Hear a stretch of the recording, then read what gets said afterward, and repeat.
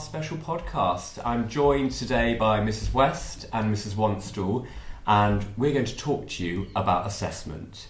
So today we're going to be delving into and exploring assessment and the role assessment takes in shaping your child's educational journey.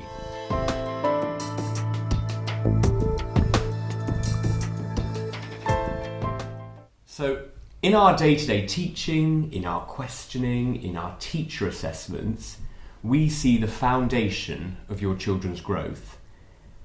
But assessment, formal assessment that is, it plays a part too. Firstly, assessment is useful for me and my senior leadership team as it provides a view on trends and areas that need improvement across the school. It also helps teachers in class as they further understand pupils' achievements and they see if they match their teacher assessments. It helps to guide interventions both for support and for stretch. But I suppose the crucial thing we want to mention to you today is with assessments, for each child, it is just one piece of the puzzle. It's just a snapshot in their academic journey.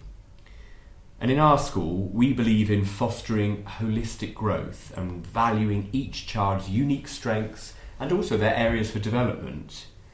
A child's potential goes way beyond a numerical score. And as a school, we want to cultivate a love of learning. We want to encourage critical thinking and nurture individual talents. So Mrs. Wanstall, Mrs. West and I are going to dive into the purpose and the philosophy behind assessment at St Christopher's the Hall.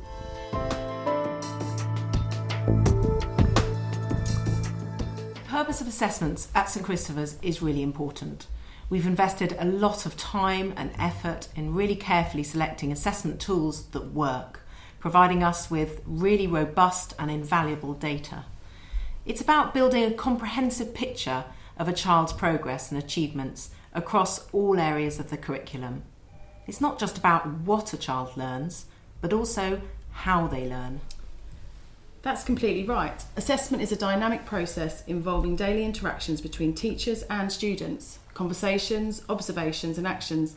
It's a tapestry of activities from questioning and listening to children to observing them at work. The information gathered enriches a teacher's understanding of what and how a child learns, guiding the planning of future experiences.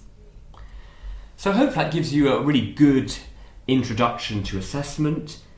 But what we're going to do now, we're going to elaborate on that and explain how do we use those ideas here at our school. Well, assessment certainly is a really meticulous process. Teachers assess against the national curriculum objectives, grading students as working towards, working at, or working in greater depth. This requires real accuracy and consistency right across the school. And moderation is key. Teachers meet together, they share children's work and they collaboratively decide on the grade criteria. This ensures consistent grading, offering a fair evaluation of each child's abilities.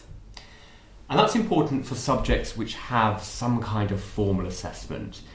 But of course we also have subjects which don't have that. So how do we assess in things like humanities or in the specialist subjects? Well, in the foundation subjects we employ tracking grids, and these grids completed by the teachers contain the learning objectives and the grades, providing insights into each child's learning journey. So now let's explore formal assessments. These are essential for measuring cumulative progress. It's important to remember that data is inert. That's a really important point. It doesn't make judgments. The person actually analysing the data asks those questions, ensuring a nuanced understanding of each child's progress. I think it is important to remember that whilst we do have formal assessments, these assessments only offer snapshots of a child's ability at that time, which can be useful as another piece of evidence to guide interventions and ensure students' work at a level reflecting their ability. So what type of assessments do we use in school? So alongside our assessment for learning, those questioning within the classroom, we have got formal assessments, and those are digital assessments throughout the school year. We have things like the progress test in English, the progress test in maths, and also the one in science, which give us standardised age scores, which we're going to share with you during our upcoming Parents' Evening. And these progress tests offer snapshots of a child's attainment, highlighting areas of strength and of weakness. The SAS provides a benchmark for your child's performance, but it's crucial not to compare the scores. Each child's learning journey is unique. Standardised scores should simply confirm what the teacher has already told you. Remember, your child is more than a score, so try not to get too hung up on the scores. Learning is not always linear. They can plateau some years, or indeed they could even go up. A difference of 10 is not statistically significant, so please don't worry if you're seeing this. However, I suppose it's also important to mention that on occasions a child's performance in a formal assessment might not always match what we are seeing in class. And I suppose that will be for things like nerves during a test, or tiredness, or distractions, and it could be for a number of reasons why children don't perhaps perform as well as what we are seeing in class. Yes, and this is why we put more emphasis on teacher assessment and judgment. This is what we're seeing on a daily basis throughout the term. But how do these assessments, both that in class and also those more formal digital assessments, how do they work together?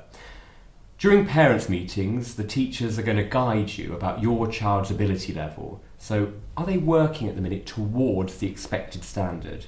Or are they doing fine? Are they working at where we would expect them to be at this stage of the year? Or perhaps even they are working now in greater depth.